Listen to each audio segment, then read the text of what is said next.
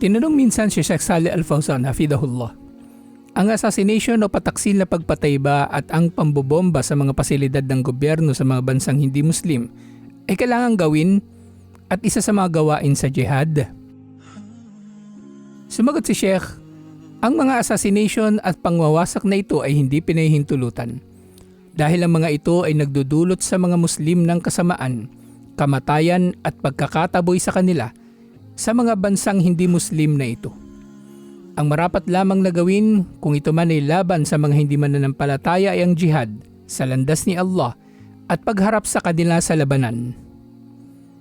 Kapag ang mga Muslim ay may kakayanan ng maghanda ng mga hukbo at digmain nila ang mga hindi mananampalataya at lalabanan sila, tulad ng ginawa ni Propeta Muhammad sallallahu alaihi wasallam nang siya ay lumikas sa Madina at siya ay nagkaroon ng mga taga-suporta at kaalyado. Pero ang pangwawasak at assassination na ito ay magdudulot lamang ng kasamaan sa mga Muslim. Si Propeta Muhammad sallallahu alaihi wasallam bago pa ang hijrah ay pinag-utusan ng pagpigil sa kamay.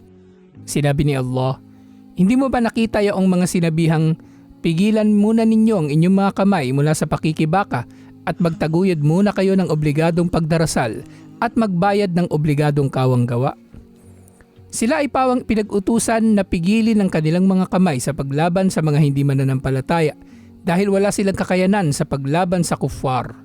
Kung sila man ay makakapatay ng kahit isang hindi mananampalataya sa Makkah, ay pinatay at inubos din sila ng mga hindi mananampalataya rito bilang ganti dahil sila ay mas makapangyarihan sa kanila at sila ay napapailalim sa kanila.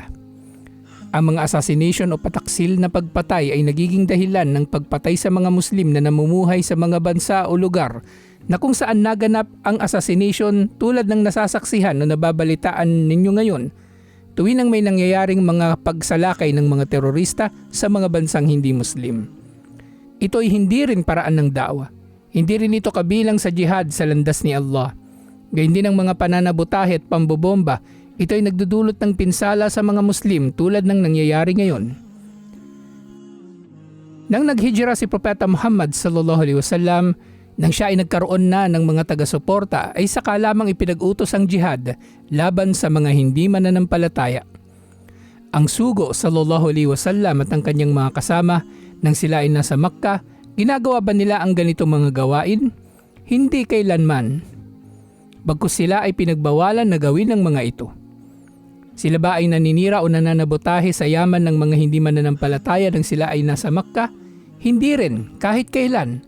Bagkus sila ay pinagbawalan na gawin ang mga ito. Sila ay pinag-utusan na magda'wa at magparating lamang ng mensahe. Ngunit ang pakikibaka, ito ay pinag-utos lamang sa Madina nang ang Islam ay nagkaroon na ng sarili nitong bansa. Napakahalaga para sa mga Muslim na sumangguni palagi sa maalam nang sa gayon ay makarating sila sa pinakamainam na konklusyon at kung ano ang pinakamainam na gawin lalo na sa mga panahon ng pagsubok. Tayo mga Muslim ay hindi manhid. Nararamdaman natin ang lungkot at galit at awa sa bawat nababalitaan nating pang-aapi sa mga Muslim. Ngunit hindi ito nangangahulugan na tayo ay magiging padalos-dalos. Hindi tayo magiging padalos-dalos na tulad ng mga terorista na maari naghahangad ng mabuti, ngunit dahil hindi ayon sa kaalaman ng kanilang kilos, sila ay lalo pang nakapaminsala. Hindi tayo magiging padalos-dalos katulad ng kung paanong hindi naging padalos-dalos si Propeta Muhammad sallallahu alaihi wasallam at ang kanyang mga kasama radhiyallahu anhum. Hindi tayo magiging padalos-dalos dahil ang tagumpay ng umma ay hindi minamadali. Mangyayari ito sa panahon, lugar at kaparaanan na naisin ni Allah. At ang marapat lamang sa ating gawin ay ang maging karapat-dapat dito sa pamagitan ng pagkapit sa Quran at Sunnah.